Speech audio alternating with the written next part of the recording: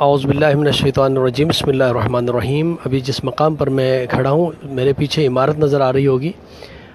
یہ عمارت جو پیلے کلر کی ہے یہ اصل میں جائے ولادت باسعادت حضرت رسول خدا صلی اللہ علیہ وسلم ہے۔ حضور کا گھر یہیں پہ تھا، جناب آمینہ کے گھر میں ولادت رسول خدا اسی مقام پر ہوئی، لیکن بعد میں اس کو گورنمنٹ نے اس کو گرا دیا، ختم کر دیا اور یہاں پر ایک عمارت تعمیر کی ہے، لائبریری کے نام سے ایک لائبریری یہاں پہ قائم کی ہے، رسول خدا کے گھر کو ختم کر دیا ہے۔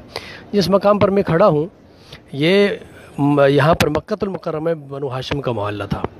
یہیں پر حضرت عبد المطلب، حضرت ابو طالب اور اس طرح جو شخصیات تھیں بڑی بنو ہاشم سے، وہ اسی مقام پر ان کے گھر تھے جو ختم کر دیے گئے ہیں۔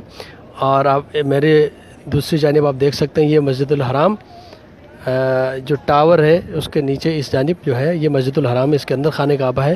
عمارتیں اتنی بلند کی گئی ہیں کہ اب یہاں پر خانہ کعبہ باہر سے نظر نہیں آتا۔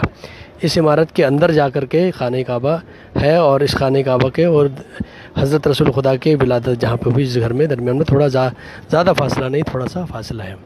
اور اس کے ساتھ جو ہے یہ عمارتیں قائم کی گئی ہیں اور یہ پہاڑیاں ہیں، دیکھیں یہ پہاڑیاں، اس کا سلسلہ بہت طویل ہے اور یہاں اسے شیب ابی طالب بھی کہا جاتا ہے، یعنی یہ وہ پہاڑیاں ہیں جو بہت آگے متصل ہوتی ہیں، آگے جا کر کے شیب ابی طالب جہاں پر حضرت ابو طالب نے مختلف مقامات پر جو 3 سال گزارے ہیں وہ ان مقامات پر آپ نے پناہ لی اور یہ مقامات اس طرح اب موجود نہیں ہیں۔